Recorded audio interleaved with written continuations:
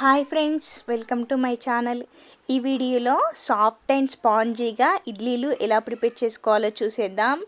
ఇడ్లీ రవ్వ లేకుండా బియ్యంతో చాలా మెత్తగా ఇడ్లీలు ప్రిపేర్ చేసుకోవచ్చు. అది ఎలానో ఈ వీడియోలో క్లియర్గా చూసేద్దాం. స్కిప్ చేయకుండా లాస్ట్ వరకు చూడండి. ఫస్ట్ దానికోసం ఒక గిన్నెలో 1 గ్లాస్ మినపప్పుని తీసుకోవాలి. అలాగే మరొక గిన్నెలో 3 గ్లాసుల రేషన్ బియ్యంని తీసుకోవాలి. ఇక్కడ అందరికీ అవైలబుల్గా ఉంటుందని నేను రేషన్ బియ్యంని తీసుకున్నాను. మీరు నార్మల్గా మనం వండుకునే రైస్నైనా తీసుకోవచ్చు.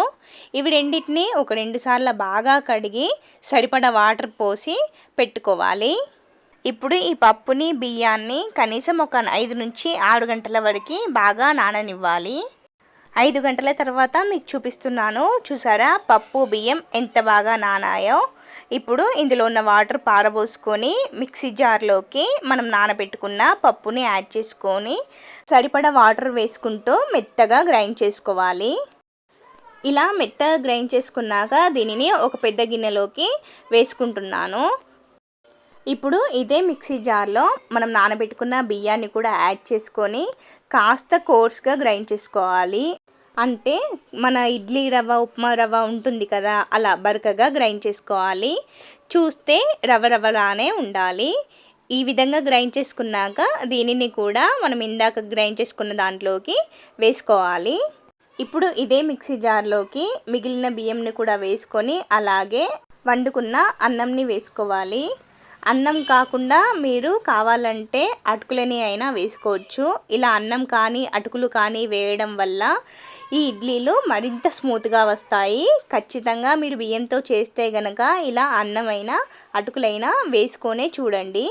దీనిని కూడా సరిపడ వాటర్ యాడ్ చేసుకొని ఇంతకుముందులానే రవ్వ రవ్వలాగా గ్రైండ్ చేసుకొని గిన్నెలోకి ట్రాన్స్ఫర్ చేసుకోవాలి. ఇప్పుడు ఈ గిన్నెలో సరిపడా వాటర్ పోసుకుంటూ ఈ విధంగా మొత్తం కలిసేంత వరకు బాగా మిక్స్ చేసుకోవాలి. ఇప్పుడు ఈ ఇడ్లీ పిండిలో నేను ఒక పావు వంతు పిండిని వేరే గిన్నెలోకి ట్రాన్స్ఫర్ చేసుకుంటున్నాను. అలాగే ఎక్కువ పిండిని ఫ్రిడ్జ్లోకి స్టోర్ పెట్టుకుంటాను. ఈ వేరే గిన్నెలోకి ట్రాన్స్ఫర్ చేసుకున్న పావు వంతు పిండి రేపటి కోసం ఇడ్లీలు పెట్టుకోవడానికి నైట్ మొత్తం బయట ఉంచుతాను. ఇలా మిగతా పిండిని మాత్రం ఫ్రిడ్జ్లో నేను 3 to 4 డేస్ వరకు స్టోర్ చేసుకుంటాను. మీరు ఒకసారి ట్రై చేసి చూడండి. అలా పిండి 3-4 డేస్ తర్వాత కూడా ఇడ్లీలు పులుపుగా లేకుండా టేస్ట్ చాలా బాగుంటాయి. మనం పావంతు పక్కకు పెట్టుకున్న పిండి చూడండి చాలా చక్కగా పులిసింది. ఇప్పుడు దీనిని ఒకసారి బాగా మిక్స్ చేసుకొని ఒక 1 టీ స్పూన్ సాల్ట్ వేసుకొని మొత్తం బాగా కలుపుకోవాలి. ఇప్పుడు ఇడ్లీ ప్లేట్స్ తీసుకొని దానికి ఆయిల్ అప్లై చేసుకోవాలి. ఇప్పుడు దీనిలో ఒక గంటెడు ఇడ్లీ పిండిని వేసుకోవాలి. అలాగే అన్నిట్లోకి అలాగే వేసుకుంటూ వెళ్ళాలి. ఇలా అన్నిట్లోకి ఇడ్లీ పిండి వేసుకున్నాక వీటిని ఇలాగే పక్కన పెట్టుకొని నేను ఎలక్ట్రిక్ రైస్ కుక్కర్లో ఇడ్లీని ప్రతిసారి చేస్తాను. ఇప్పుడు మీకు కూడా నేను అలానే చూపిస్తున్నాను. రైస్ కుక్కర్ గిన్నెలో ఒక 1 గ్లాస్ వాటర్ పోసుకొని అందులో ఇడ్లీ ప్లేట్స్ని పెట్టి రైస్ కుక్కర్ స్విచ్ ఆన్ చేసుకొని బటన్ వేసుకోవాలి. దీనిని ఒక 15 మినిట్స్ వరకు కుక్ చేసుకోవాలి. ఇప్పుడు ఈ ఇడ్లీల కోసం టేస్టీగా చట్నీని ప్రిపేర్ చేసుకుందాం. ఫస్ట్ దానికోసం ఒక గిన్నెలో 1 టీ స్పూన్ ఆయిల్ వేసుకోవాలి. ఆయిల్ కొంచెం వేడయ్యాక 1 కప్ పల్లీలని వేసుకొని దోరగా వేయించుకొని తీసి పక్కన పెట్టుకోవాలి. ఇప్పుడు ఇదే నూనెలో ఒక 3 పచ్చిమిర్చి వేసుకోవాలి. అలాగే చిన్నగా కట్ చేసుకున్న 1/2 కప్ ఉల్లిపాయ ముక్కలు, 1/2 కప్ టమాటా ముక్కలు, అలాగే చిన్న సైజు చింతపండు, చిన్న పీస్ అల్లం వేసుకోవాలి. అలాగే 3 వెల్లుల్లి రెబ్బలను వేసుకొని ఒకసారి అంతా బాగా కలుపుకోవాలి. ఇప్పుడు దీన్ని కవర్ చేస్తూ మూత పెట్టుకొని ఒక 4 నుంచి 6 నిమిషాలు కుక్ చేసుకోవాలి. ఈ విధంగా కుక్ చేసుకుంటే సరిపోతుంది. ఇప్పుడు దీన్ని వేరే ప్లేట్స్లోకి ట్రాన్స్ఫర్ చేసుకొని మొత్తం చల్లారనివ్వాలి. ఇప్పుడు దీనిని మొత్తం మిక్సీ జార్లోకి వేసుకొని 1 టీ స్పూన్ జీలకర్ర, 1 టీ స్పూన్ సాల్ట్, అలాగే ఫ్రెష్గా తీసుకున్న కొత్తిమీర ఆకులని వేసి కొద్దిగా వాటర్ వేసుకొని గ్రైండ్ చేసుకోవాలి.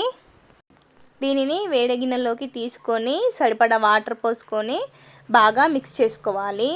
ఇప్పుడు ఈ చట్నీకి తాలింపుని ప్రిపేర్ చేసుకుందాం. దానికోసం 1/2 టీ స్పూన్ ఆయిల్ వేసుకోవాలి. ఆయిల్ కొంచెం వేడయ్యాక 1/2 టీ స్పూన్ జీలకర్ర, 1/2 టీ స్పూన్ ఆవాలు, అలాగే కొద్దిగా కరివేపాకు, ఒక ఎండుమిర్చి, 1/2 టీ స్పూన్ పసుపుని వేసుకొని చట్నీలోకి పోసుకొని ఒకసారి బాగా కలుపుకోవాలి. అంతే, టేస్టీ చట్నీ రెడీ. ఇప్పుడు ఇడ్లీలు ఎలా కుక్ అయ్యాయో చూసేద్దాం. చూసారా, ఇడ్లీలు బాగా కుక్ అయ్యాయి. ఒకసారి ఇలా చేయి పెట్టి చూస్తే మీకే తెలుస్తుంది. ఇప్పుడు దీనిని వెంటనే తీసుకోకుండా ఒక 5 నిమిషాలు పక్కన పెట్టుకోవాలి. 5 నిమిషాల తర్వాత ఇడ్లీ ప్లేట్స్ నుంచి ఇడ్లీలని రిమూవ్ చేసుకోవాలి. చూసారా, ఇడ్లీలు ఎంత ఈజీగా వచ్చేస్తున్నాయో, అలాగే ఎంత పర్ఫెక్ట్గా వస్తున్నాయో.